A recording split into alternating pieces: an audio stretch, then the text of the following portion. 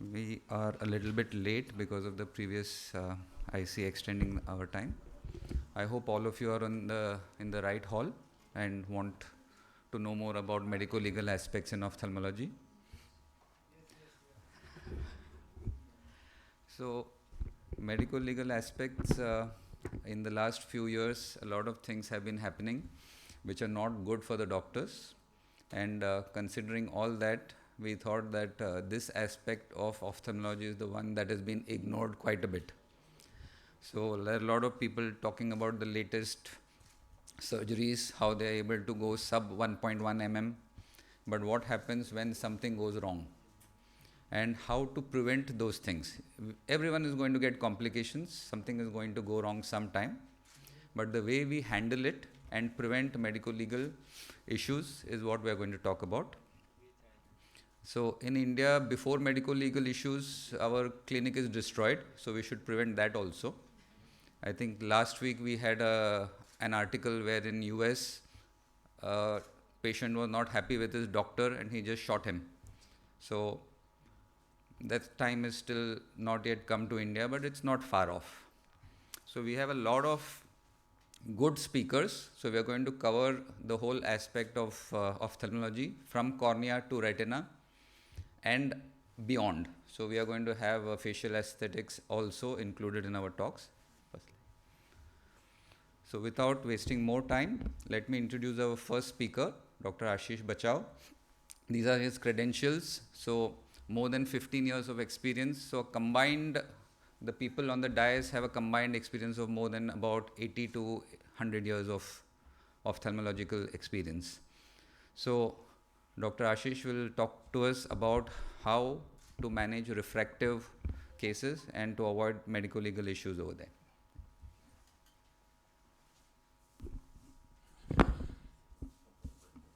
Thank you, Dr. Anand. Good morning, everyone. I'm Dr. Ashish. I'm going to speak about in detail about medico-legal aspects in refractive surgery and things that we should do, small things that will help us in a long way to avoid litigations. And if we are in a litigation, how do we manage those? So I have no financial interest from this presentation. There were days when doctors were considered as next to God, lifesavers, sight savers. We know these things have changed considerably. We despite have specialization in the subject, still there are many allegations that come across very recently, more so in refractive, and cataract being also considered as a refractive surgery these days. We have to be careful. One should also keep in mind that we should accept cases only in topics that we have mastered on, and we should not take it as a business. This is data worldwide. We know more than 40 million, 91 little old data, 40 million people have undergone LASIK surgery. It is right now the most commonly performed refractive surgery, whether we are talking about surface ablations or LASIK. We all know that outcomes of these cases sometimes can be suboptimal. Unhappy patients will drag some of us to court. I will speak about few cases that happened recently, which led for us to open our eyes and think about what we can do, because any one of us can be in such a might land up in such a situation going forward. So there was a gentleman who underwent LASIK long back, and because of the residual astigmatism, he was advised toric IOL implantation. He was pretty unhappy with that, and he claimed 60 million plus as compensation. So this was a very famous case that went on in Delhi court. Of course, the courts are smart. They did not really give that compensation, and they said that because the complainant completed his studies and has a good quality of life right now, the compensation did not go through. But we have to be careful about that. Informed consent. Now we know about this. We all take consents in local language, native language, document it. But there have been instances where sometimes these papers have been missed or not brought through when it came up in the court of law. So if it is not documented, if the consent is not documented, it tells that it did not happen. So court has to see the informed consent. And in this particular case, it was not taken, even though it was done by good interest by the doctors themselves. This particular document was missing, and the doctor had to pay the compensation in this case. Professional indemnity, I think many of us, I'm sure many of us in this room, how much to the amount do we have as professional indemnity annually? Maybe 50 lakhs, 75 lakhs, but as a phaco-refractive or purely refractive surgeon, I think it should be in excess of 1 crore these days, especially in cities where anybody can sue us. It's the American way of life. And we have caught up with that. So in today's areas, compensations are more than 10 millions is very frequently awarded. So this happened with a person suing a doctor from South India, and the compensation that was asked for more than 10 million. Of course, that also did not go through in this particular case, but a lesser amount of compensation was awarded to the complainant by the court. This gives the importance of how important it is to have a good professional indemnity. So why do we have so many cases against doctors? Well, why are we seeing this trend of people suing you left, right, and center? Of course, it's in part for us to blame. Also, we have raised the expectation that it is good in my hands and it's a 5-minute procedure. Sutures, I don't take them. I have the best laser. I don't know about the other doctor. I'm much better than Dr. XYZ. Excessive advertising, and that raises the expectation from the patient, but sometimes in some cases the outcomes probably would not match what the expectations are. So that's what leads to a happy patient. We fail to understand what are the risk factors. Of course, something that was there in the history that we missed. Did we explain what are the complications, even if it is small, like STRI? There is a case on STRI also that was reported.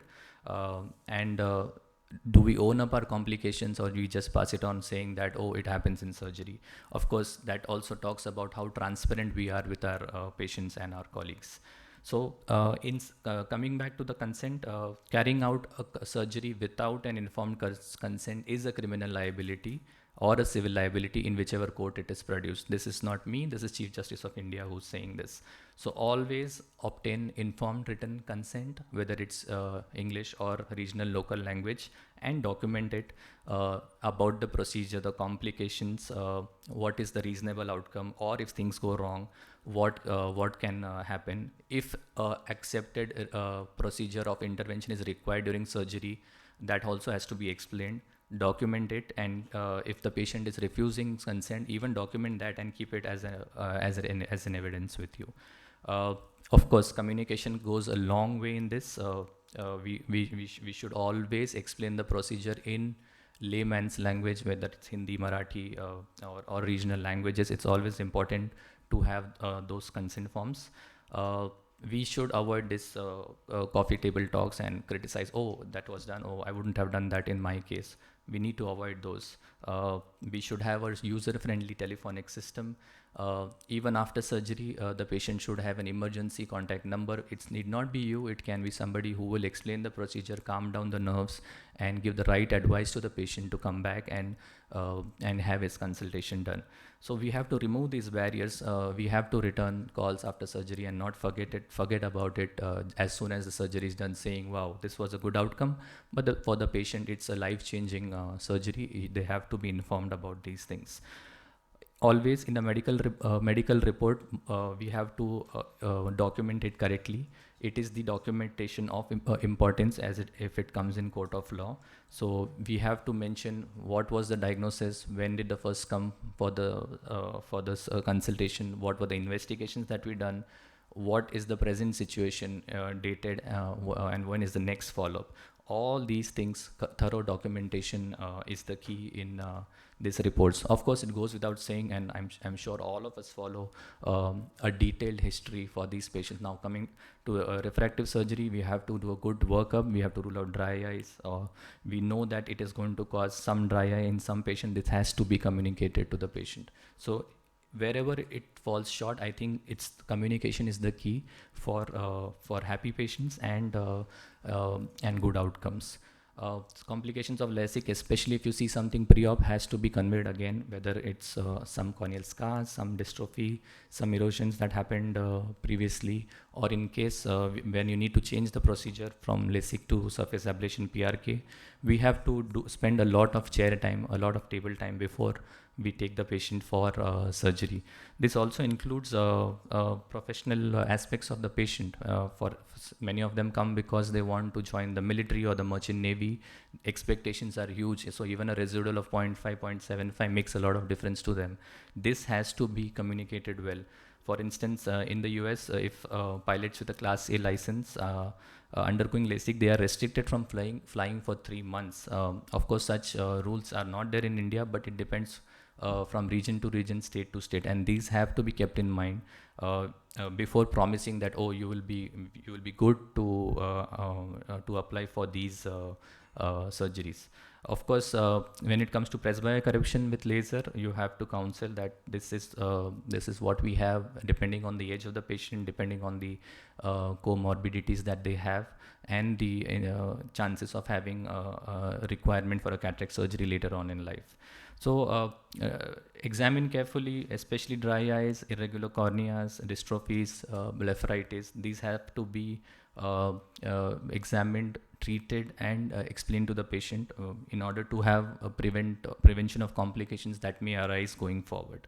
Of course, autoimmune conditions which target collagens like rheumatoid arthritis, SLEs, a slight chance of corneal melting post-surgery, not that it happens very frequently, but has to be documented at least in your sheet that these were looked out for and eliminated or taken off. So a good workup is important. There was a case reported long back about the pupil size and the zone of ablation. So those become pretty important in today's case also. I'm sure everybody knows about documenting the ablations and the scotopic pupil, how is the tear film, whether we excluded infections of the lid margins and MGDs. So these have to be taken care of. So the golden rule is what we would rather have others do unto ourselves. So we should pass on the same to our colleagues and patients. So we have to practice it ourselves and convey the message forwards. So do not do to your colleagues what you wish they should not do to you. Of course, avoid cheeky remarks, criticism, and do not say that the best person to do this kind of surgery is so and so doctor. So you are not causing some misinterpretation there.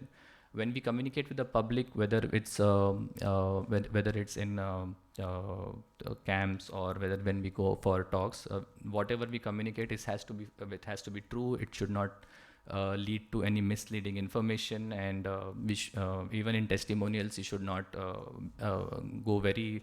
The communication must be very subtle. What we want to communicate is the benefits of the surgery, and it must not misrepresent the ophthalmologist credentials, training, experience, and if you have complications, you have to tell them about the things that happen. So these, just in case if there is a litigation, we know now that documentation is important.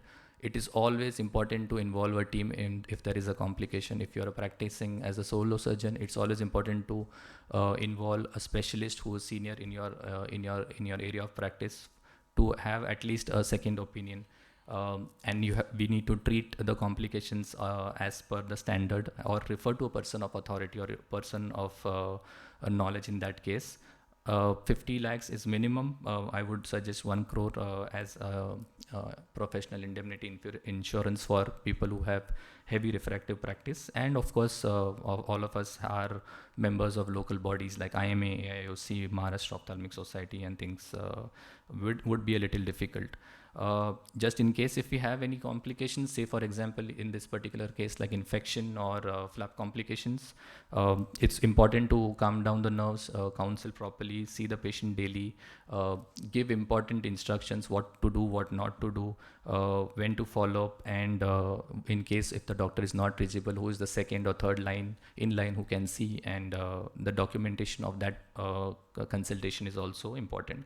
So at the cost of saving yourselves, though it is going to be time consuming, maybe 3 minutes, 5 minutes to write it, it is important in the eventuality if we land up in a litigation. So please document. And when in doubt, as I said, refer to a senior surgeon or a senior hospital. It is always important to involve a team which includes a senior person. and and have a team opinion. So it has seen the greatest malpractice that we have seen is analysis of these claims show that this arises from if there is a delay in diagnosis or delay in referring the patient to a specialist. That's what the court looks for. This came recently from the Chief Justice of India bench, that a doctor is not negligent if he has acted in accordance with an accepted practice as proper responsible by a body of medical men who are skilled in that particular aspect of surgery. So it is also held in the realm of diagnosis and treatment that there can be difference of opinion between two doctors if it is accepted that it was done in the best interest of the patient, and this will be decided by the senior ophthalmologist in that region. In this case, it's government doctors from this the city from the head of that state.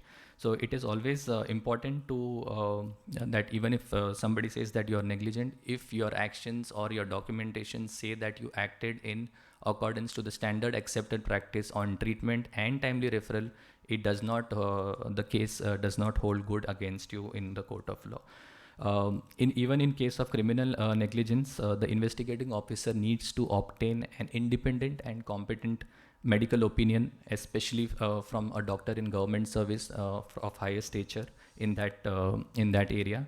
So these are the rules and guidelines that have been set by the Chief Justice of India bench and have followed by the government of India and state medical councils. In order to protect ourselves from having litigations and going to save our fellow people, it's important to have good communication. So communication is the key, whether it's video based, it has to be in local language. Everything needs to be documented. Documentation is very important. Consent explained in the patient's layman's term. Own your complications. It does happen to everybody. We cannot say that there are no complications in my hands. There are going to be complications. Own your complications. Treat them to the best of your ability. If in doubt, ask for a second opinion. Refer to a specialist.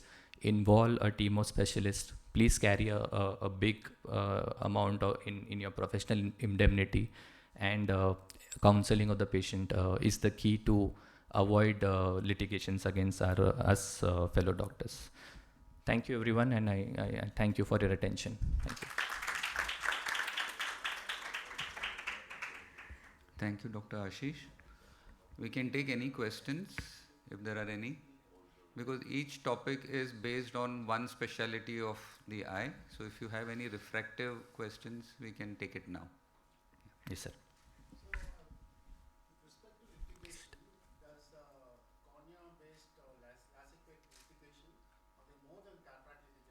Yes, especially if you see worldwide, not just in India, it is more for laser refractive correction. So there is a website which is India Kanun, which I happen to search it. There are more against refractive person, but now you cannot distinguish as cataract or refractive are separate, so they are the same. So it is entire gamut is for us general ophthalmologists. Yeah. I think it's because when they come for refractive surgery, they have a 6x6 visual acuity with the correction. So we are basically working on a normal, an eye exactly. With full good visual exactly. Potential. Yeah. So they notice a drop much more than a cataract surgery patient. So, even some cataracts are 6x6 these days. So yeah. That's true. But they have some visual complaints. Yeah, I agree. Thanks. Yes, ma'am.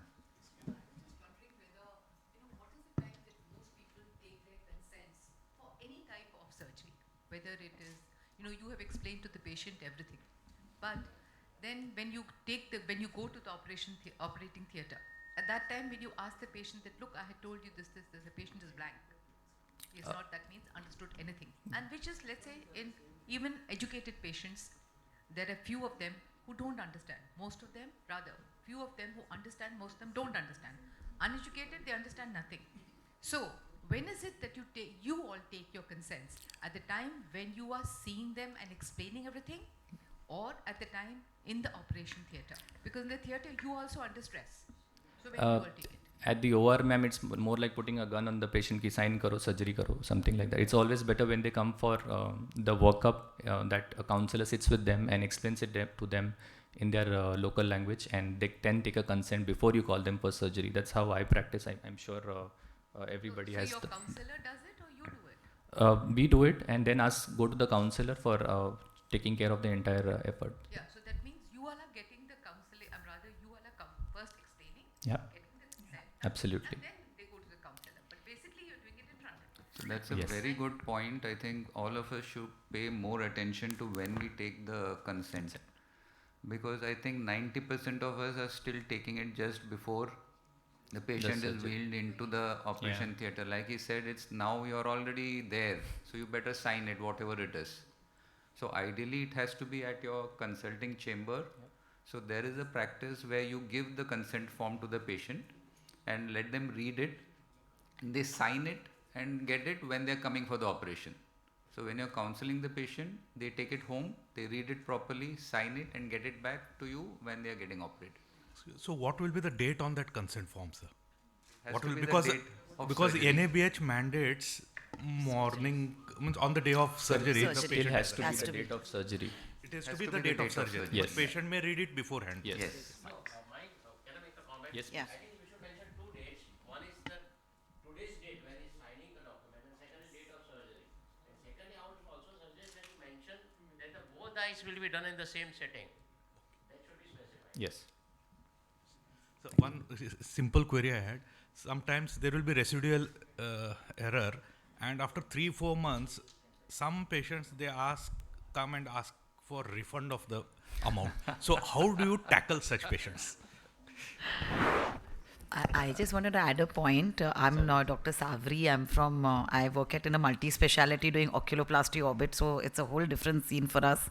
But to what Sir said, so we have a very good, basically a legal team which guides us. So this had happened once about these 2 dates, and she was very clear that you should try not to put 2 dates, because though it is technically correct, it allows the person who's suing you or making a litigation to give you that leeway ki इस दिन पे बताया था फिर बाद में बताया था. So she said try and explain whatever you want, write it in your notes, in your file, in your OPD sheets that this has been explained. So we've started doing this, which I'll show in my presentation. Patient explained about this, and it's countersigned on the OPD sheet, and then consent is taken separately again on the day or before, but the date is of the date of the surgery.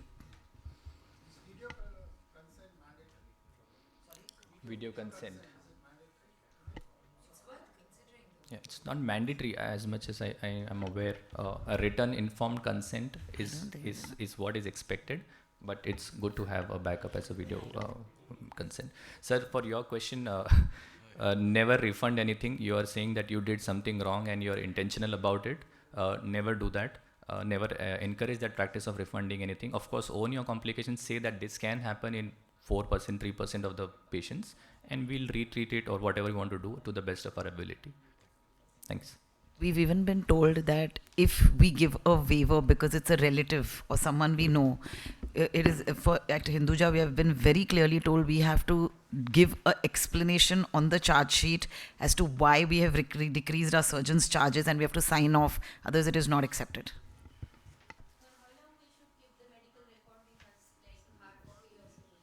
10 years. No, I think what I would suggest is that medico-legally, I think within some 1 year after the patient comes to know of the complication.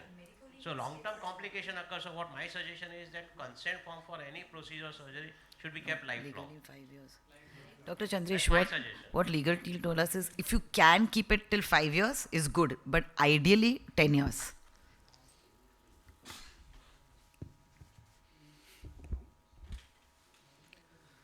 So let's move on now for the very interesting, for me at least, medical legal aspects in ROP. How many of us are screening ROP babies? So there are a lot of people who are here who are looking into the babies. So my talk is not going to be didactic. These are actual cases that have happened. So we are going to learn from these cases what the court has decided, So it's like saying that we have the past question bank. So that's how we are going to answer the future questions. So most of us have done it. We have seen the question banks. We know the ideal answers. So we are going to learn those ideal answers from this. This has been the most sensational case of ROP till date in India. So this is a 30-weeker born in 1996. Why I have written down that we need to know that these babies grow and they are going to grow and remain there throughout our lives at least, because they are just born. So their lifespan is going to be more than ours. So ROP is filled, it's like walking on glass bottles, you know. If you are going to do that, you have to be ready to face these litigations even after a long period of time. So this happened in a government hospital. This is also important. Initially, we were thinking that if we are doing it in a charitable place or a government hospital, we are exempt and it does not affect us. But this happened in the government hospital, where neonatal experts and pediatricians did not warn the parents. The child developed stage 5 ROP, complete retinal detachment, blind for life. They went to the US and got the child operated at the best places 4 times. But nothing happened. So they came back and they filed under the Consumer Protection Act in February 1998. So what they wanted was just 20 lakhs towards airfare, medical expenses, 30 lakhs towards the future treatment, and 50 lakhs for the pain. So they asked for 1 crore and the Consumer Protection gave them 5 lakhs.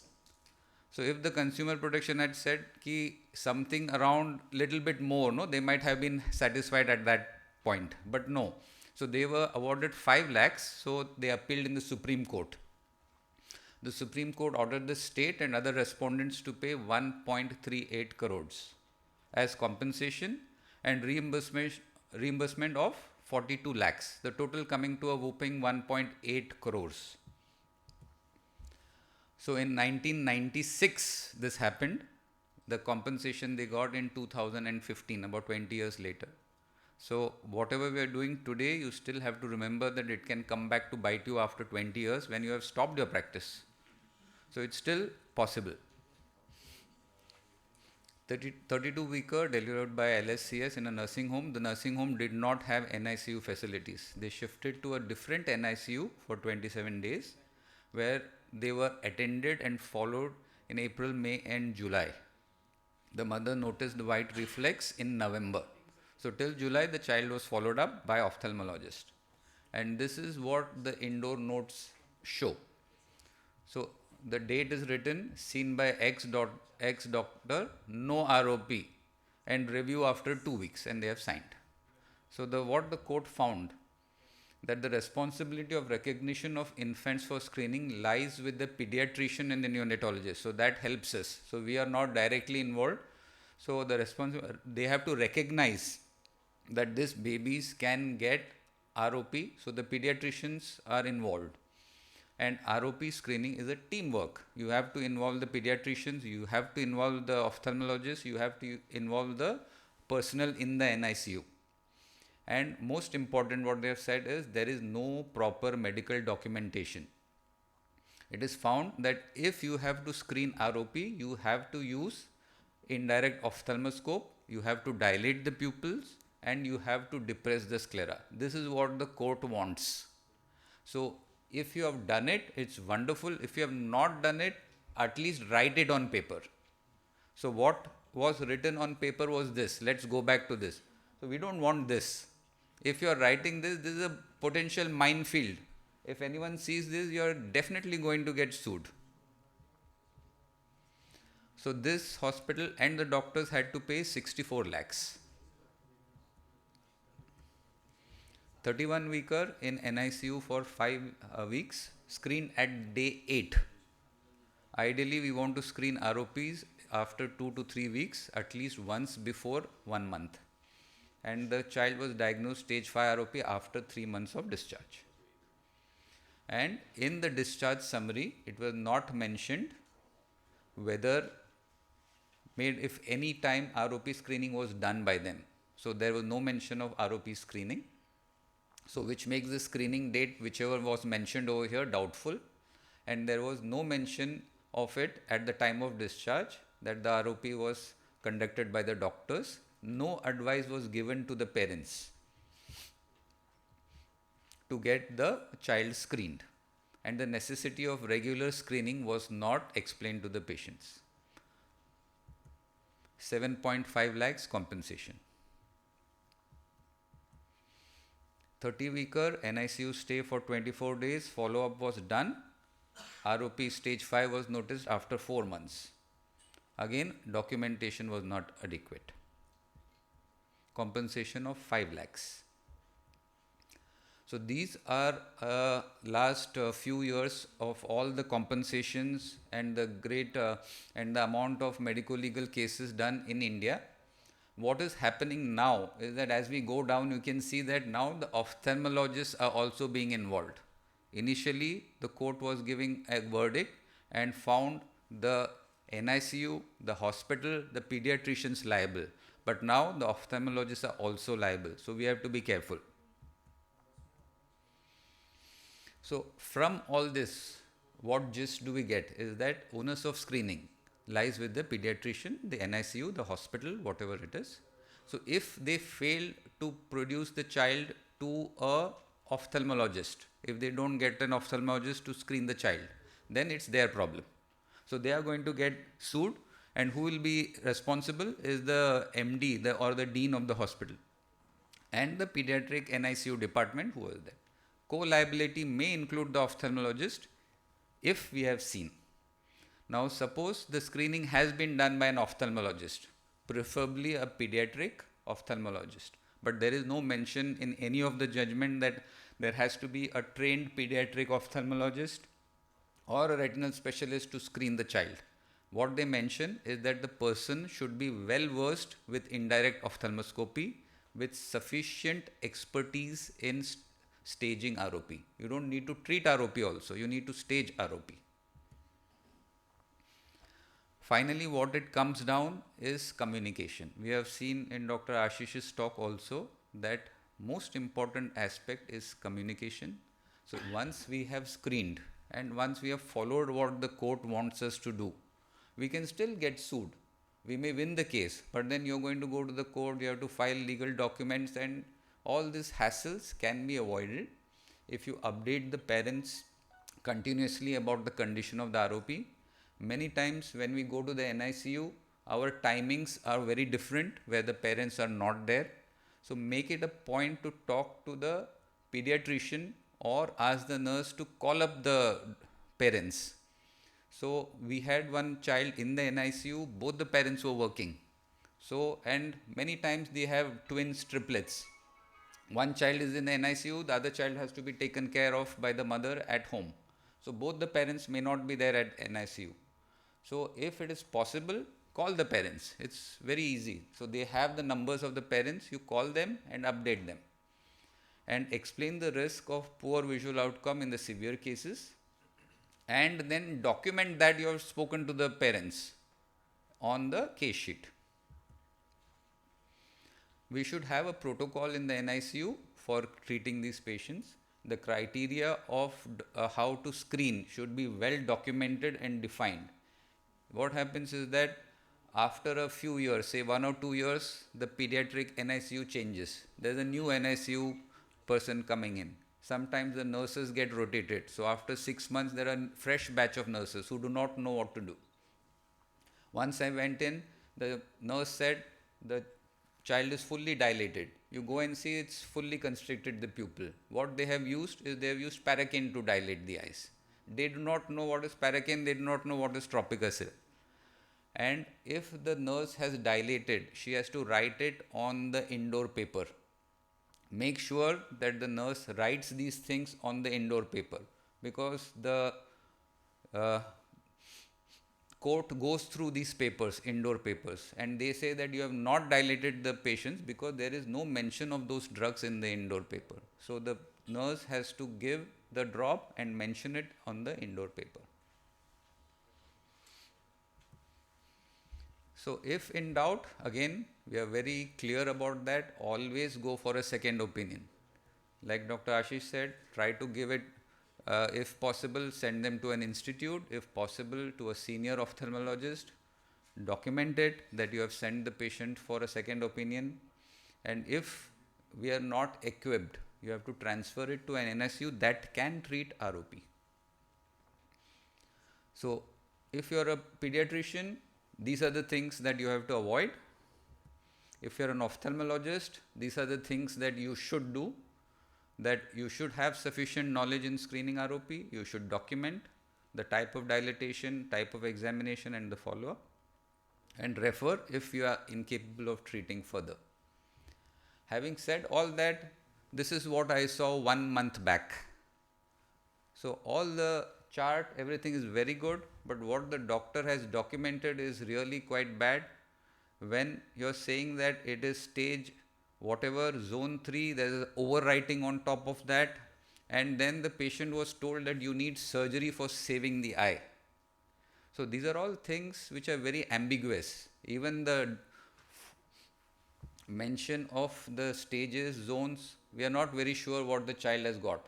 So this is showing us that the doctor is not well versed in screening ROPs.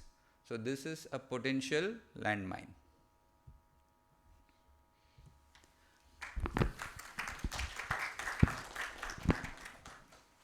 Are there any questions regarding ROP? Yes, ma'am. It's not exactly regarding ROP. The question is parents. The word parent in today's world is, you may be a single parent. Do you want, when you're going to talk to them, do you want the mother and the father? Either or is okay, but you document that you have spoken to X. Yeah, because I think that's very important. Because in today's world, mother or father, and then the word comes parents. That itself becomes a potential, as you said, for. So they'll say, even not for. So I thought that is.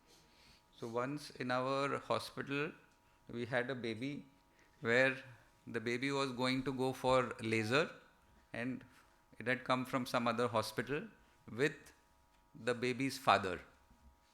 So everywhere it's done, and when they are signing it, baby's father has signed the consent form, and by mistake when he was talking to someone, he revealed to us that he is the mother's brother. So actually he is the mama.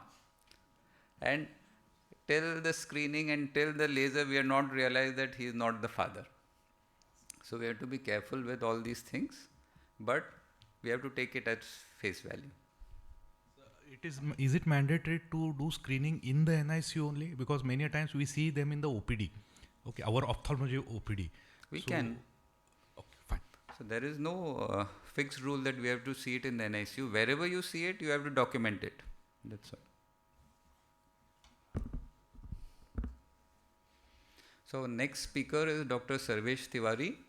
He is going to talk to us about the medico-legal issues.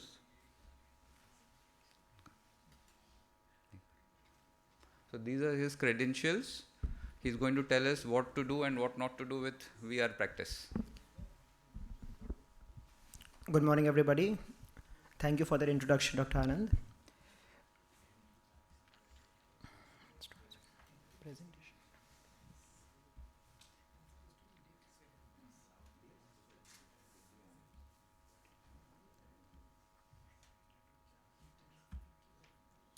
So I'm going to talk about the VR aspect of the medico-legal issues, how to avoid them. As we all know that vitreoretinal branch is a very tricky branch. In most of the times, the prognosis after surgery and all is very guarded. So there are few things which we need to keep in mind when we are taking up and talking to these patients before any procedure. So avoiding medico-legal issues in VR basically involves a two-pronged approach. First, as all the previous speakers have insisted, is effective counseling. And second is meticulous preparation and documentation. Since already the previous speakers have more talked about documentation and all, I'll be spending little bit more time on counseling. Because as I said before that the prognosis in these cases is guarded, so you need to spend a little extra time with the patient trying to explain him. So preoperative counseling. You have to be very clear to a patient who has a retinal problem that what he has to expect. You don't have to show him any rosy picture before any surgery or any procedure which he has to undergo. The basic fact is that every retinal patient has to understand that he is suffering from a disease. Retinal procedures are not cosmetic procedures at all. And most of the time the outcome is always less than the previous vision what the patient has. So spend a little bit extra time. There should be no preconceived notion, no unrealistic expectations. Many patients, when they come with retinal detachment, they come thinking that once the surgery is done, I'll be seeing everything back again. Yeah, unless the macula is attached, that's a different story. But if once the macula is detached, as it is in most of the cases, because without that the patient doesn't usually turn up into the OPD.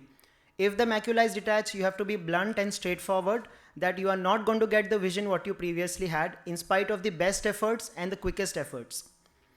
The one point which has to be made very clear to the patient that vitreoretinal surgery is repairing the tissue and not replacing it, unlike cataract. In cataract, we remove the natural lens and replace an artificial lens, but in retinal surgery, we are repairing your tissue. That's most of the patients, when they ask me that why can't I get a good vision after retinal procedures, I tell them straightforwardly that your retina is like a car from a garage. Once your car has gone into the garage and it's come out, you cannot expect the same performance as a car which has come out of the showroom. Okay, so that's the simple language which you can use to explain the patients. Always have empathy, not pity on the patient. As most of the patients of retina have very poor vision, they are already upset, distressed. So don't show them pity because that aggravates their mental stress. Give them encouragement, but yeah, at the same time, be very frank and blunt about the prognosis part. Tips in handling difficult situations. Most of the times when patients come to you with complex retinal diseases like diabetic TRDs and all, so it becomes very difficult to make them understand what the problem is. It's not as simple as saying them, you have a cataract and we'll put a good lens and all. So use a very simple language to explain them and use appropriate words. Many times when patients come to me saying no, that what has gone wrong with them and they have bled into the eyes. So for example, a patient with a diabetic retinopathy who's had a vitreous hemorrhage. Leaving the technicalities and the actual pathology aside, the simple word what I use is कि I'll just use vernacular language. I tell them कि आपके पर्दे की खून की नस एक जगह पे फट गई है जिसकी वजह से आँख में खून आ गया है. As simple as that. I tell them हम ये खून निकालेंगे and we'll be doing a laser to your eye. So basically a patient has a general idea that what exactly is wrong with his eye. Apart from getting into technicalities that we'll do this, we'll do laser, we'll do fluid air exchange and all that. That is none of the patient's concern. He wants to basically understand in simple language what's wrong with him, so that even if he doubts what you're saying, he can always take a second opinion. But basically one thing which should be clear, that patient should know what exactly wrong with him. We can't just keep rotating the patient from one clinic to the other. Based on your language, on the cognitive ability of the patients. That's what the same point I insist on. If the patient is intelligent, educated, use a different way of communication. If the patient is from a village background, uneducated, use a different way of communication. There are certain warning signs, especially in patients who have not had a very good surgical outcome post previous surgeries. Suppose if the surgery has not been successful, as happened in many of the vitreoretinal cases, there are certain warning signs like see the body language of the patient and the relatives. The moment they enter your OPD, look at their facial reactions. If they are not talking too much, they are raising their voice. These are all warning signs.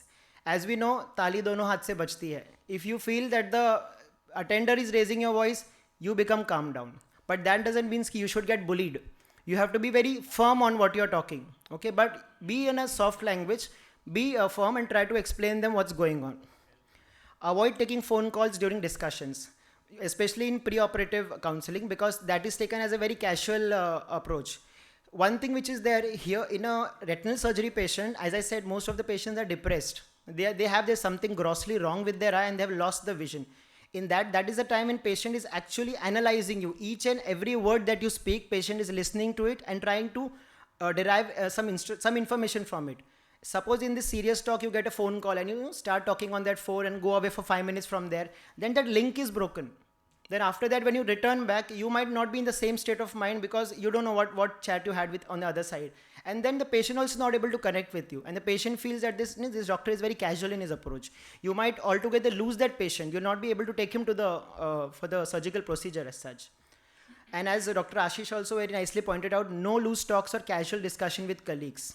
The same thing. Don't discuss these because, as I said, patients are very attentive. They are listening to every word. Even when you're talking to one patient, there's other patient waiting, especially in multi-speciality hospitals where you have heavy OPD. Don't do any loose talks because the other patient listens to how you consult the previous one. And then they derive a lot of information from that. Okay. Operative cause. Very important point. never refund any amount. This is the golden rule. If suppose 30% of your VR surgeries are not as successful as you thought, never ever refund any amount. Even if the patient says कि नहीं operation अच्छा नहीं हुआ, पैसे वापस कीजिए, never do that. Even if you do it out of courtesy, it is always interpreted by the patient as a surgeon's mistake.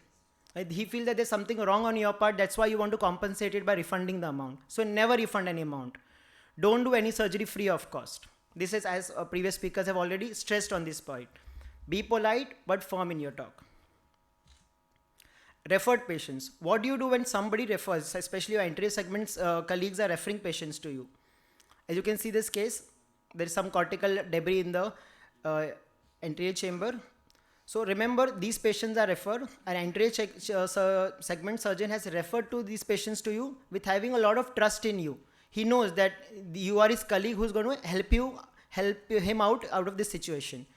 Remember that many times these patients, when they come to know, they are not aware of all the facts from the previous surgery. Okay, so first you listen to the patient and derive that, unless that previous doctor has spoken to you and told you, okay, chalo maine ye is patient ko kaha hai. You speak to the patient and you ask him why you have come here, why the other doctor has referred to you. Listen to their version of the story. Don't just open your mouth and say, no, there's a lot of cortical matter left here and there, and don't say that way, because that will create doubt and will malign the image of the referring surgeon to you. So listen to the patient what he's saying. Convey to him in a very subtle manner, which doesn't degrade the referring surgeon to you, and the patient understands. Usually what I do in such cases, just for an example, if I see any patient, what I understand that there's some cortical matter left behind. Never lie to the patient. Tell him that cortical matter is there. But how I say that your cataract was very hard, the anterior segment surgeon has tried best of his ability and he's put a lens also.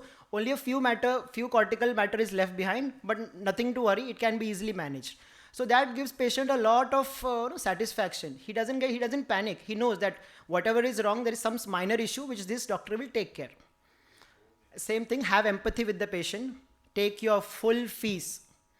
Just because the patient was referred to you by anterior segment, he might be your friend, but you have to charge him your full fees.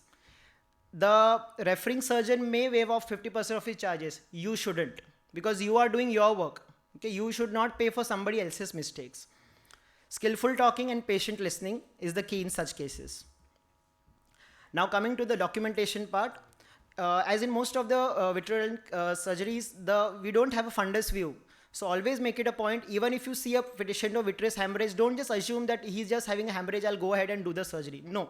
If you have access to a preoperative B scan, go ahead, do it. Look whether there's an underlying RD, is there any PVD presence is there, that might be a hidden tractional retinal detachment. Look out for these points. Same comes to if you have access to a good OCT, which most of us have nowadays. Look, if you see a ERM, even if it is clinically visible, do an OCT if it's accessible. You might just see a lamellar hole sitting there. Many times you might feel that the fundus looks normal, but there might be a vitreomacular traction, subtle one. Intraoperative OCT is also an excellent way of, especially when you do macular hole surgeries.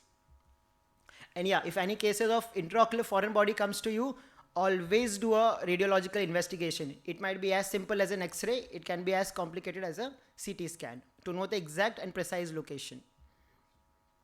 Now, as the previous speakers have also said, consent forms are now freely available on the websites of All India, VRSI, DOS, and Bombay Ophthalmic Association. Utilize, don't make your own consent forms. These consent forms which are there have been reviewed and made by experts over years of experience, and they cover all the minute points. Remember to take consent even in minor procedures like subtenance injection. Many times people have a habit of taking, if you have to do 3 sittings of pan-retinal photocoagulation, people will just take one consent and call the patient on 3 different dates. Never do that. Take 3 separate, each consent for each sitting, done on specific dates, because otherwise later you might land up with trouble.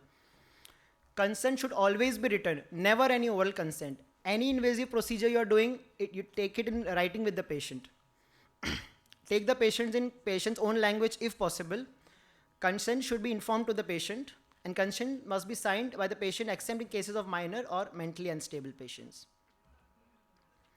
Now, when it comes to injections like Avastin, as we all know, in the past, a lot of litigations and issues had involved when the use of Avastin. We had a phase in between where we had many cases with many patients landing up with infections and all. So when you are dealing with these injections, remember that you have to let the patient know that Avastin is an off-label use.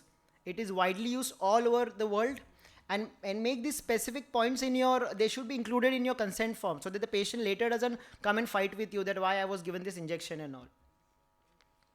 This is to give you an idea about the consent forms. This is just to give an idea about the litigation issues which we had. So many patients had lost their vision, and because of these issues in between, the government of India had withdrawn Avastin for some time in between, due to which lot of vitreoretinal surgeons faced tremendous hardships, because most of the patients were not very affording in our country. So Avastin was not available. So they had to either switch to expensive biosimilars or the original molecules.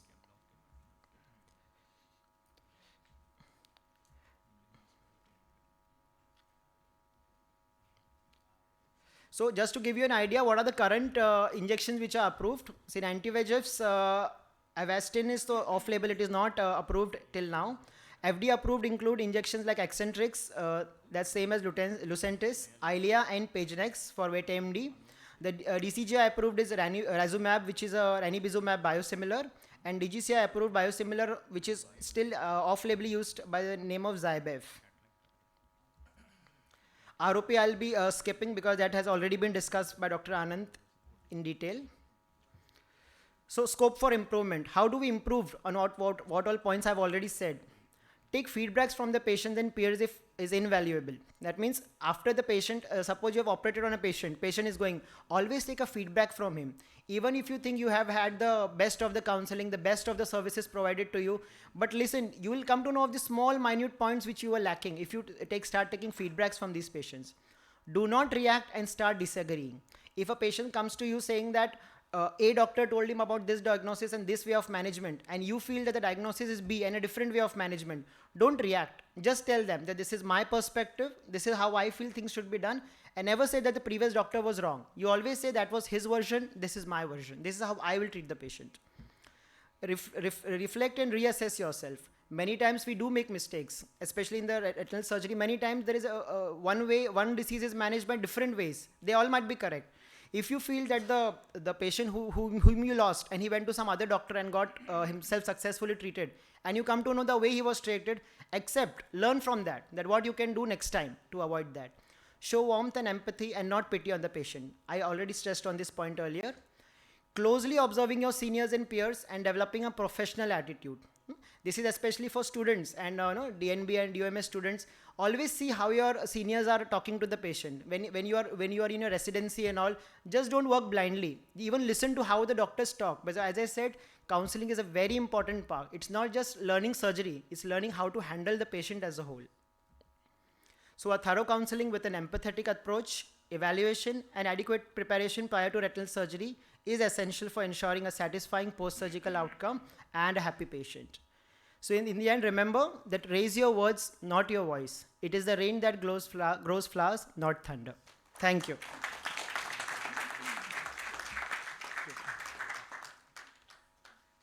Excuse me, Sarvesh, I had one query. Now, many a times, retina guarded prognosis patients, we send for second opinion. Yeah.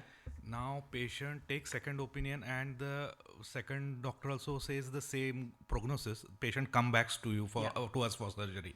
Now, medico-legally, is it a good idea to take a copy of that document and attach to our case sheet, which other doctor has seen? Will it be a valid document in court of law? Because another retina surgeon has also seen, he's noted down his findings, has mentioned guarded visual prognosis surgery. Correct. So I will be operating. Suppose if I keep a copy of that with my case sheet, is it a medico-legally valid document? See, that is important when you have referred the patient for a second opinion. Okay. If the patient is himself going on his own, it is immaterial to you. He has done it for his own satisfaction. But yeah, if you think that many times you'll see in very bad cases, even we as veterinary surgeons, we want to refer it to higher center. We sometimes refer the cases to Shankar Netralaya. We tell them, no, you go to a higher center, because we think that these institutes will do a better justice to the patient. You definitely have to mention that on your paper. If you like, there's a stage 5 ROP. Okay, I think the stage 5 ROP will be best managed by somebody who has expertise in that field. So I'll mention on the paper, refer to higher center for the management of stage 5. That definitely counts in the court of law. Yeah, no, but you have referred if the patient comes back to you for surgery. Yeah. Yeah, definitely. See, when the patient comes, you have it on paper, right? But the patient, it has happened with me, to be very frank.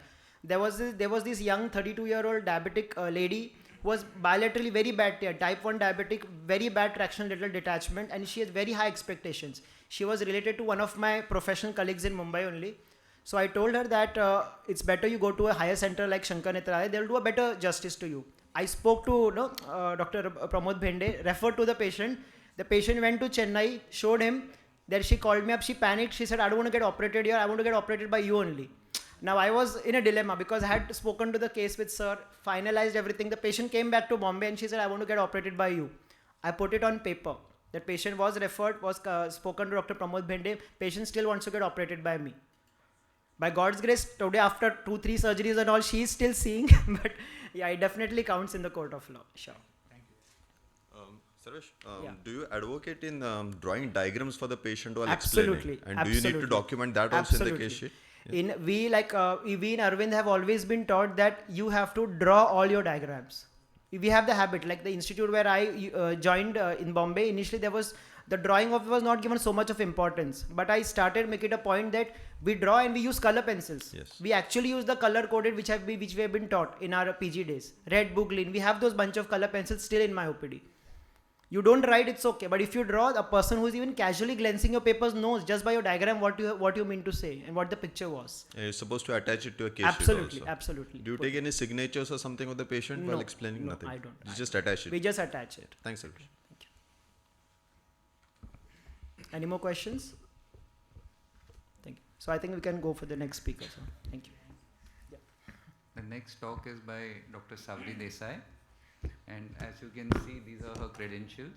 So as they say, good things come in small packages. Yeah, so over to you, Savri. Thank you, Anand. And I'd like to thank Anand, what started from him as a germ of a thought. We realized we've actually learned so much from each other, from this entire whole concept. And we all knew, but now it's kind of spilled over and we've learned from each other. And it is really, I feel, enhanced smaller things in our practice.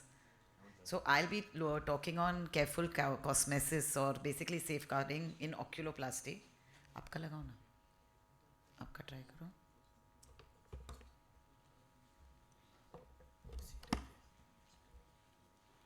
ये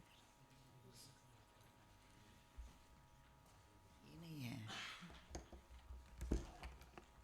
आपके पास नहीं है? MacBook के लिए नहीं है?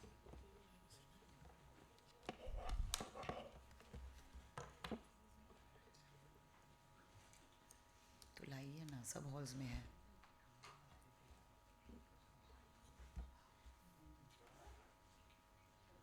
Okay, great. So I want to thank Dr. Sugandhi, is our NABH principal assessor, and the legal team which handles. So after starting, so basically I do oculoplasty, oncology, orbit and aesthetics at Hinduja, and when we started like 14-15 years ago, the medical legal part of it was something that I really learned along the way. So what do we need to know? So in Europe, America, everywhere, there's so much litigation and so many cases on basically aesthetic surgery, and oculoplasty has now basically overlapped aesthetics. So this is some of the terms which we've used very loosely, but I just thought, just for people who are just starting out, don't know exactly what they mean, and this is literally from her mouth. So negligence is basically when accepted protocols and accepted procedures of the specialty, which are considered kind of like gold standards, supported by textbook and articles, and the association are not done, is considered as negligence. Then litigation is when someone feels, or the patient feels, there's undercorrection of a surgery, failure to meet desired results, unwarranted complications, or not explaining, which is what we've been talking, which finally leads to compensation. So as we've been discussing clinical evaluation, and we just took a question on documentation. So even in oculoplasty, this is how we document. So this is a sebaceous gland carcinoma. Now, the thing is, when I started document, we were all taught in our institutes. And then one day when I had documented and the papers went scanned and they wanted it for just simple insurance purposes, the patient came back and told me, I think, doctor, you didn't mention this. So though I think my drawings are very, very thorough and are almost textbook, what the insurance raised, though it was not a litigation, that this was not mentioned as was done in the surgery. So was it actually there? Now it was a very small thing, but what it made me do is that if you're going to draw, then draw properly and label everything. You don't need to take a sign from the patient, but you need to then document everything. And if you're not going to do it, then that basically doesn't give you this gray zone. So you need to document it thoroughly, make a note that you've documented it, because otherwise it can raise this thing that was it possible that this was not documented? And this is the same patient. So this is just show you how we sort of draw the diagrams for eyelid, conjunctival, whatever, oncology and aesthetics. So in oculoplasty aesthetics, it's really tricky. So this, which is done by cornea, refractive and all of, is okay, but not when you put it into perspective, because then you're revealing the face of the patient. So it becomes very tricky. Now again, here it's it's a sebaceous gland carcinoma on top. It's a scar below. Fine, this is nothing. You don't need really photography consent or worry about it. But when I'm showing patients thyroid eye disease, you have to basically take a consent. So again, full face. So now what I've started doing, even in conferences if possible, is putting a watermark. So try and make your own watermarks. You don't need any fancy technology, and put it, especially if you're revealing the face, or then cover up the eyes. But often you want to show it like is seen in this patient. If I cover the eyes, then the purpose of showing that he has a ptosis gets lost when in teaching. But even before all this, we document a lot of the stuff, not just the photography, but what we're going to advise. And we've spoken about this. So here, this is my handwriting, and I've actually discussed with patient regarding patient may have possibility of 2 surgeries. So I sign, and this I take a signature from the patient that on the OPD sheet. And initially, I think when I started, we were a little like, I think when you're new, you're just kind of like a little apologetic कि कैसे पूछने का. Now I don't feel apologetic at all. I just kindly explain to them and I say, नहीं आपको sign करना है. Please read it. This is what I'm writing, and you're most welcome to take the xeroxes of these papers from the MRD department. And we encourage them if you've taken, so that they know that whatever is being signed is transparent. So this is what we do. So these are the counseling notes and the signatures.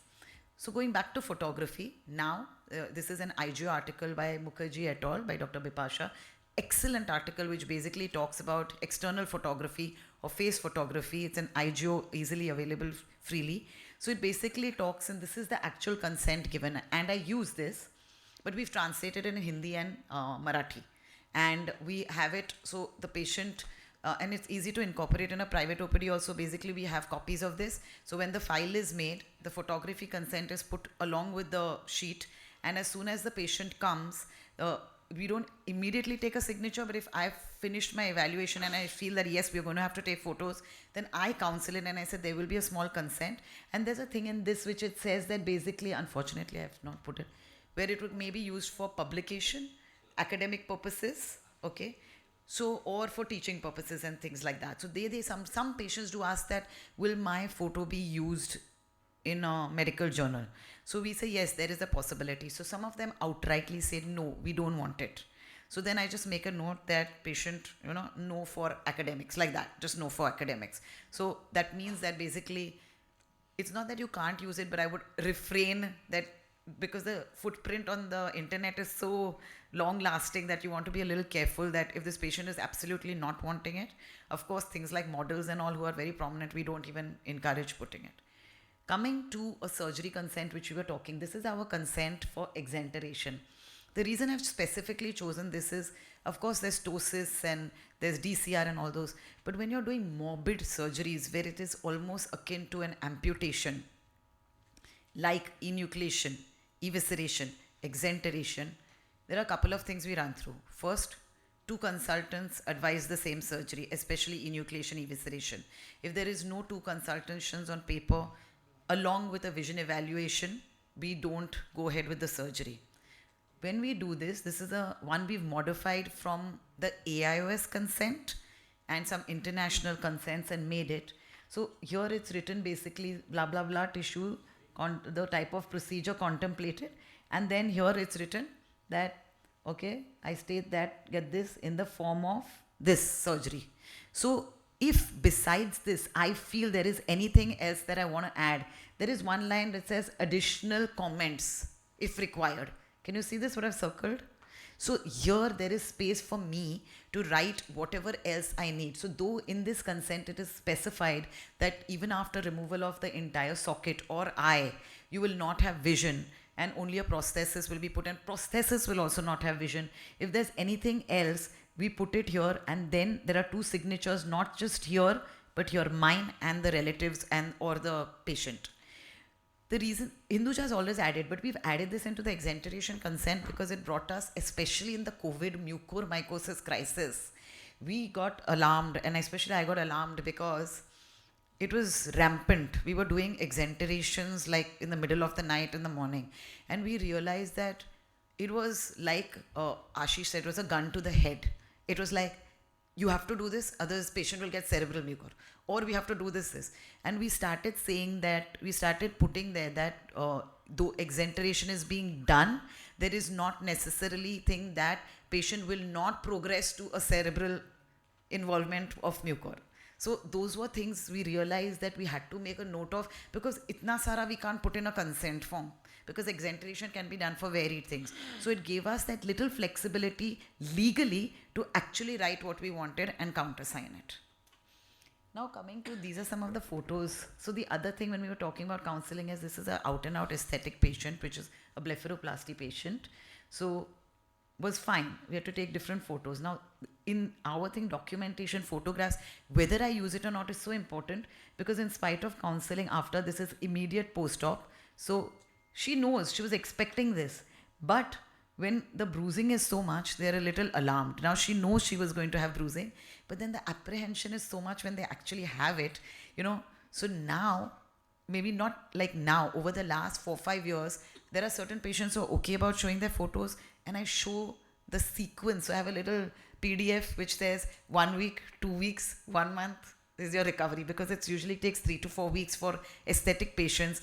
No social gathering. So this was something I realized that I used to just counsel them, but I realized like ptosis, where there's lid lag and lag of ophthalmos, it's better to show even aesthetic patients that you may not have so much bruising, but this is the extent you can have, and this is the time duration. So the minute they started seeing photos, I stopped getting frantic middle of the night calls or getting messages, that, oh, I think my bruising has increased. So I would encourage, it's more like a patients who are doing like full face and aesthetic procedures, but it's a good idea to have this. Coming to consent for experimental and research, of course, you have your, your review board, which will have specific consents. So if we are doing any sort of studies, then that is involved in counsel the patients and taken. So basically what we are told is that be part of associations. It's very helpful because they support you, and you sort of have a more of a thing that, yes, you are part of an association. So insurance, we touched upon it a little bit, but this is really what I've got from her horse's mouth. It's based on what you do, but it's also on the number of years of practice. So the more you practice, the higher your insurance should be. I, of course, was being very sort of, not wanting to take an insurance. Still, one of my my insurance person said, you have oculoplasty. Though it's not plastic surgery. He says the minute oculoplasty comes, now it's changed, and I had to just jump up my insurance and had to go into cross, because they said, since you're doing aesthetic procedures, though you don't have the plastic thing, because it's oculoplasty, you have to be covered, and I had to go for the whole hog and do the whole insurance thing. So documentation, like we spoke, 5 years is good, but 10 years is the best. Now I'll just put in one last slide about this, the Pandora's box that I call WhatsApp pictures and consultation. Again, for cornea, this, that, it's okay. But then we have patients sending WhatsApp for eyelid and things like that. So this was something we did when we were doing teleconsultations along us after asking her. And this was kind of some of the words that we had to use, like this telephonic is granted to you upon your request. So we were told that if by any chance you do a WhatsApp consultation, put these disclaimers and get a thing, say, yes, I want a consultation. Of course, we do it dime and dozen for friends, family, ye drop dalo, wo drop dalo, ye karo, it goes. But if you're doing an official consultation, I would encourage everybody to pass a disclaimer post that. So finally, I'm ending it with this. So this was published. It's a actual oculoplasty sort of litigation, and a review, and they basically spoke about. They reviewed from 1988 to 2012 oculoplastic surgeries which has undergone malpractice issues. So the commonest, of course, was blepharoplasty in 63% and brow lift. So both aesthetic, but it was also followed by things like ptosis. So what was the people who were actually, the defendants? Plastic surgeons, okay, 46 of them, but comprehensive ophthalmologists and fellowship trained ophthalmic plastic surgeons was 17%. So as the awareness increases, these cases also go up.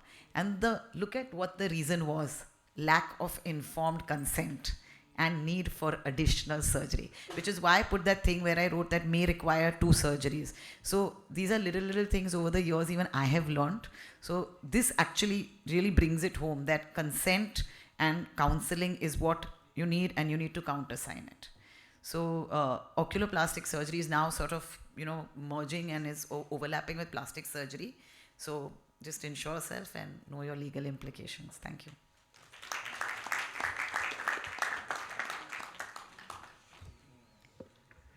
Thank you, Savri. Are there any questions?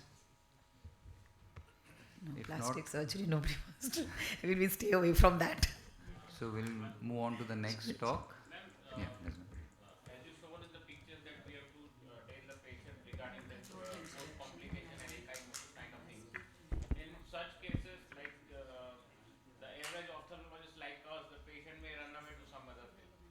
No, you don't need to show such drastic ones. I've shown you this is the this is the 4th day post-op, and she was on blood thinners, but I didn't get into the details of that. But I think you can show some amount of bruising. You can show. It's not a question of running away. Once they've come to you, you will gain that confidence.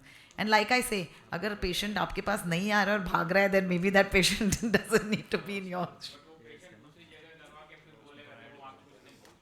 No, it's not that.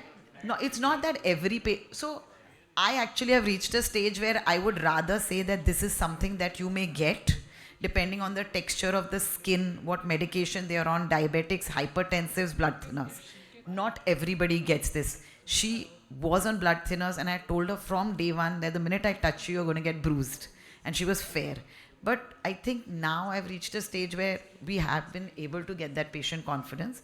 This is just one of the things I said that you can show. It's not mandatory to show. But I feel more comfortable showing certain things, that this is the sequence, because patients ask it. They say, how is it going to, how is my recovery going to be? And then sometimes they say, can you show us? So we just say that, itna ho sakta hai, itna ho sakta hai. So I think it's kind of like refractive surgery. The next person will also offer you the better deal or the thing, but eventually it's your thing to convince the patient. Thank you, Sabri. So we have kept the best for the last. Dr. Suvira is going to talk to us about premium IOLs and what to do and what not to do. So with the interest of time, let's just get right down to what I'd like to share with you is me as a refractive cataract surgeon, how can we try and minimize the litigations that come to us in our premium cataract practice. I mean, cataract has changed completely. It's no longer a surgery where you just remove the cataract, put in a lens, and you want to make the patient see better. It's now a refractive cataract surgical experience. The IOLs are virtually planned and customized to meet the patient needs and expectations. So I think what we need to remember, one thing is that if a patient comes and complains to you following cataract surgery, it means he's had a suboptimal visual outcome, which means you've not met his expectations, which means either you've not explained to him all the things that can happen and what he should expect, or you've not taken time to emphasize what are all the limitations, merits, demerits of all the premium IOLs.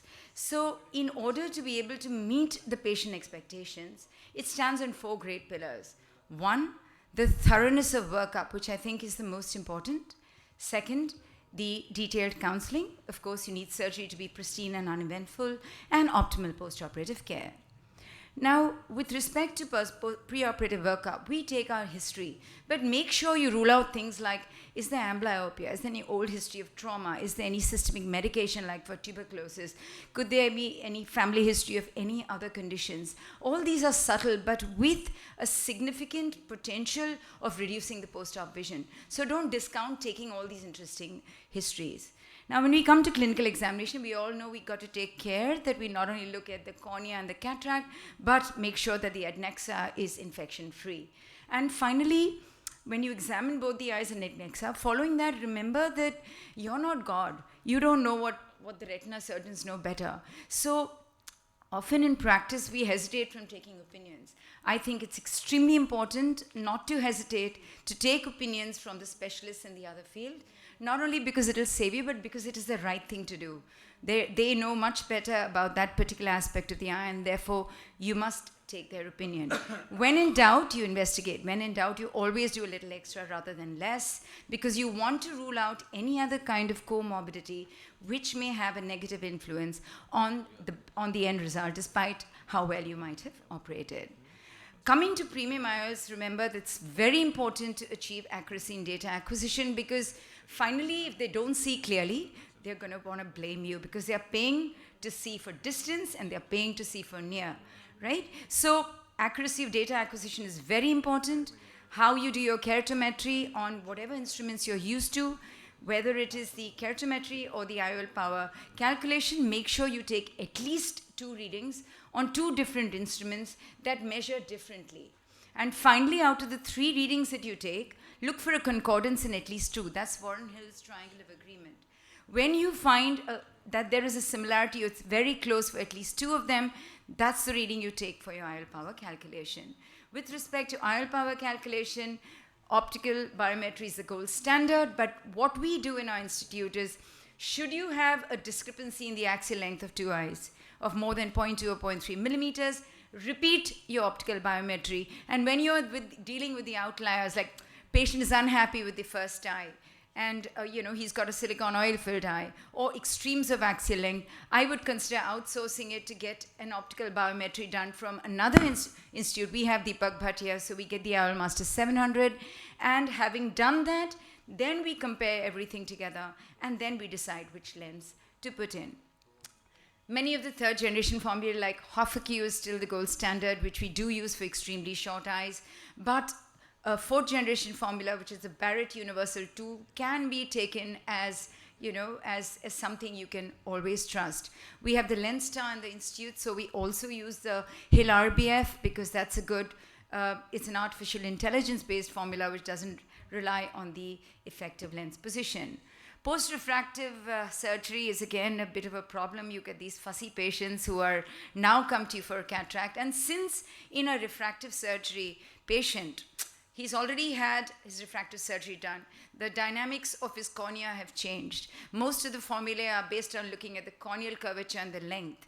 So it's always going to be questionable, and we need to tell patients that there is a possibility of a residual refractive error. But what we do is we get an IOL Master 700 done, because that tells you the true K. We use the formulas, which is the true KTK formulas. We go on AICRS online, and with 3 and a Haggis L as well, we take 3 different sets of readings and then decide what should, because everything in premium cataract surgery rests on what is the lens that you're going to put in. By the time we get to becoming fairly good surgeons, surgery is not the problem. It's the workup and it's the decision making as to what is best for the patients. Toric IOLs, again, I always discuss with the company people, and I also double check it on a Barrett calculator. I cannot emphasize less about the importance of ray tracing abrometry. Any other abrometer will do. When patient comes to you for a premium cataract surgery, you first need to know that the rest of his eye is normal. The retina colleagues, they will very happily do a macular OCT, and we know that the macula is okay. But how do we tell that none of the symptoms are caused because of the cornea itself? So I like to do this ray tracing abrometry, at least in all our premium IOL cases, so that we want to make sure that the cornea is not the cause for the symptoms. Coming to counseling, a lot has already been discussed. Video counseling is, I think it's a good idea. We've not started it, but I think it's useful because Everything that has been discussed is now documented. How much chair time? It takes a lot of time to understand patient expectations and to explain to him about all the different IOLs. Then again, who should do it? Personally, I think it should be the surgeon who does it. And if at all, like in our center, we have a counselor who does it. They come back to us when they are premium IOLs. We discuss them themselves. And if it is a counselor, I think they should be well versed with what your results are, how well this particular lens does. You need to constantly educate them as well as to what are the results in your hands. Because none of us are going to be able to speak with that level, with that confidence in our body language until we really, really do know. Make sure that all the decision makers are present. We've already spoken about speaking in simple words. I use an eye model. I find that helps a lot. Patients understand where the incision is, where the cataract is, where the vitreous is, where the retina is. In high myopes, that where's are likely to be the weaker areas. So I use an eye model always. Explain to them, unki aankhon mein ki kya halat hai, what's going on with their eyes. Understand. Now what takes time is understanding what are their visual needs, what is their lifestyle, what is the ambient illumination. This is very important. If you come to my house, there are only dim lights. I would be very unhappy possibly with a multifocal. So even in terms of their lifestyle, you want to see where they hold, what they hold, depending on their arm length. Everything has to be taken into consideration, and that takes time. So you're going to have to be able to give that time, and personally I think we need to give that time ourselves. Nobody else can come back and say, ma'am, this would be a good lens for this patient. It takes time for you to figure this out yourself. And I think it's very important for us to listen to what the patient is saying, to understand what his expectations are. You know, is he saying, I mean, we have a doctor who came recently to us, post-LASIK eye. I don't want glasses. I mean, I just don't want glasses for distance or near. She's post-LASIK. She's got an NS2. Her retinal acuity meter, she doesn't improve beyond 612. She's got subfoveal drusen. Now, they're going to come with these expectations. You have to be able to address these and be very clear to them कि हम कहाँ तक आपको लेके जा सकते हैं, you know. And I think equally important is this understanding when not to implant a premium IOL. We want to do it. Revenue is great. It's a great high because you're putting in a fancy lens and you think you can promise him the earth. But if I get a patient who comes to me with 10 pairs of glasses, who drives at night, who says, I'm not gonna, why should it take so long? Why should photopsia take so long? That's one, the kind of very, very fussy patient. I would think twice. I would send them, say, go think about it, come back, and when you're willing to accept that this is possibly what you will get, then and only then do you go ahead with it, right? And if a patient has obviously got a lower MTF in the cornea for any reason, if he's got a cornea that's not so healthy, or if a patient, you know, very often we think, this is the best lens. Like my mother, she said, I'm happy to wear glasses. Now, if there's a patient who comes to you who's actually happy to wear glasses, you may be happy putting in a monofocal lens, you know. So I think, and when we come specifically to multifocal lenses, they need to understand the trade-off. I think the first thing I tell my patients in practice is the clearest vision is got to you by normal human crystalline lens. Anything and everything else that we put into the eye is going to come with some element of a compromise. They need to understand that we are buying the depth of focus, but we are paying with the currency of contrast. And that we need to talk to them that the contrast loss, that is the overall drop in the overall brightness, is here to stay. That doesn't abate with time. We need to know that first. And the patients need to be aware of that before they go in for surgery. So I tell them there'd be like a 5 to 7% drop in the overall brightness, but generally most people will do well. You will always require bright light for reading. This is something you need to tell them, and then they accept it, and then they come back to you. With photic phenomena, it's a good idea to show them pictures. I mean, I may say glare, halos, double vision, starburst, but what exactly does it mean?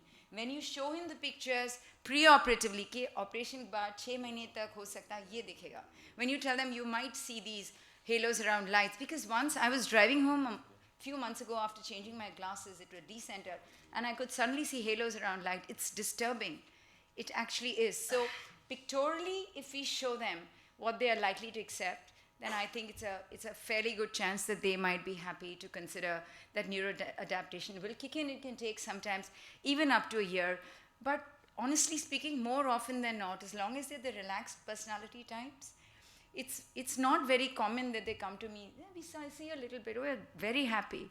Because I think if you can hit their target of reading without glasses with your brilliant biometry, and you've spoken to them about the other things that can happen, I find that they are pretty happy to, accept those few changes that are going to become better over time.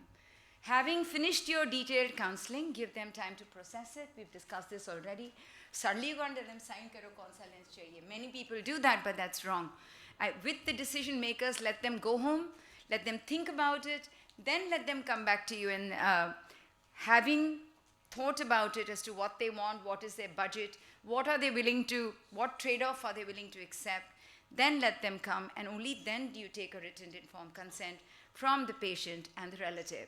There are some cases which have a guarded visual prognosis, advanced glaucoma, or some macular issue.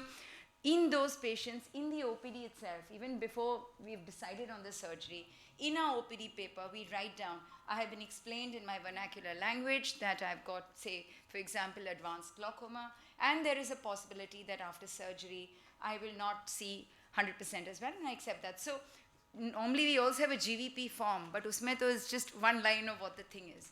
Now we write an entire paragraph as to what exactly the issues are. He has understood it, and we get the patient and the relative to sign. Needless to say, we've got to be as careful with respect to making sure our surgery is uneventful. Intraoperatively, I would just say, let's not talk during surgery. We all forget that the patients are awake and they're all listening. And they might one day hold it against you, because when you're discussing what you did on the weekend or what has to happen on the next table, or jumping from here there to sort out issues, you're going to it 100% shows that you're not totally focused on what they're doing there. So we have to be mindful at all times, because anything and everything we say can be held against you. And of course, we've gone through the details of documentation. Make sure that they're clearly written, they're thorough, and they're complete.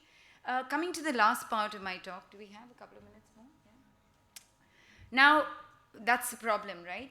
He's paid for a premium IOL, he's paid you $1.25 90,000, whatever, and you put in a premium IOL, and now he's come to you and he's unhappy. And this is what we all worry about, right, after our surgery. Because even, I think one more point I'd like to add in the counseling is that I always tell the patients that at the end of the day, it's machines that do the measurements.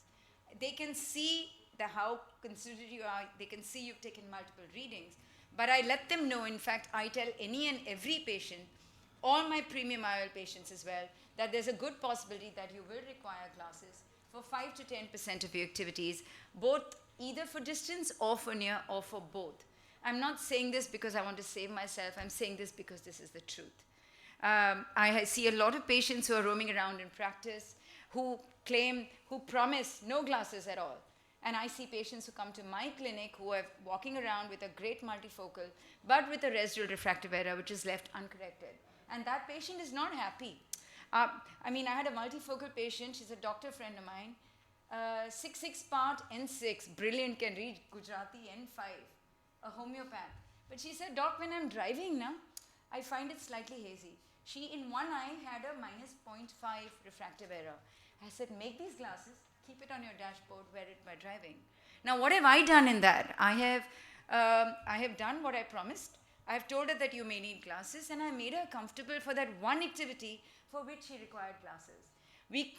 There is something called mechanical error of the machines. There is something called corneal biomechanics. And there's also a fact that each of us, Dr. Venkatesh, how many surgeries have you done? How sure are you that each and every incision is going to be exactly bang on? Is it going to have the correct length to to be astigmatically neutral? Or the biomechanics is another thing. The wound healing and the residual refractive error goes beyond what your pre-op workup is, no matter how good it may have been. So it's not even so much about over-promising, it's the fact is that they may require glasses, and I think everyone should be told that. Now suppose he's unhappy, and he comes to you. He's going to take time. You never dismiss him casually saying, oh, you are 6/6 N6, go, you'll be okay. You have to pay attention, you have to understand his pain point. We do not dismiss, there's nothing casual, oh, it's sab theek hai. Do your best to address it immediately. You need to know, the patient needs to know as well, that you are taking his complaint seriously. If he thinks you're very casual about it, he's going to, come after you in a big bad way. And finally, as practitioners today, we need to be equipped, all of us, with the medical know-how, with the knowledge, with the ability to tackle each and every of these situations that come. And should we have limitations in that? Yeah, this is beyond me. Seek counsel. Speak to your other colleagues, speak to the other seniors, and don't say anything that can be held against you, because that happens. They will hold on to that one point that you might have said. You're saying it in a compassionate, caring way, but they will hold it against you, and they do, right?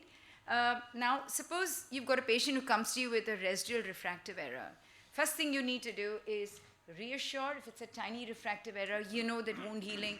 I have found in studies that I've done that the quality of vision improves over 2 to 3 months. Agreed, but in about 3 weeks, you're likely to get the refractive error to be fairly stable. You may need to talk to them about the need for little glasses, contact lenses, laser vision correction, and if it's the first eye, you can then say that that's what I do for my multifocal premium IOL practice. I tell them beforehand that we'll see what we get with the first eye, and then I take at least 8 days before I plan the second surgery, wherein many people don't bother. Oh, you're okay, right? You can see, right? Aapko dikhta hai na, phone dikhta hai na, TV dikhta hai na. They will not check the vision. But I think it's safe and it's very important that we look at what is the quality of vision in about day 7 or day 8, which of the patient's visual needs are met, are left unfulfilled. If he can't see distance better, or is he seeing very closely here, but she wants to knit and she wants a little more of near. So when you address the patient's visual unmet needs after the first surgery, you're able to tackle whatever else that could have been left unfulfilled in the second eye. With photic phenomena, rule out things like dry eyes, a decentered lens, a residual cylinder, a PCO, CME. All of these can result in photic phenomena. Give them yellow glasses. They're available and they do quite well with them. And most often you just need to reassure them, because I yet have to see a patient with photic phenomena that did not go away with time. And so there's something called night myopia. Sometimes you might see patients say, raat ke waqt nahi dikhta. On a ray tracing aberrometry, you can pick up night myopia. And though he's 6 and 6 in the day, he may require slight myopic correction at night. For reduced contrast that happens, that they are not expecting or they are not understood clearly, just ensure, I tell them to change the lighting in their rooms, and they are a lot better. I think, and then finally, when there's a case against you, we've discussed all of that in detail. Make sure indemnity insurance is up to date. Make sure all your documentation is proper, and seek the correct guidance. We in Bombay, I think it's a great idea, and anywhere, I think, you should send, when you just get aware of, which they've already discussed, my panel here, that somebody looks like he's going to complain and he's not happy, get another opinion from a senior in an institute. I tell you, it saves you, because when they get somebody else saying that everything is fine, they generally ease off and it all goes quite well. Thanks. That's all I wanted to say. Thank you, Sudha. For lack of time, I don't think we'll take any questions now.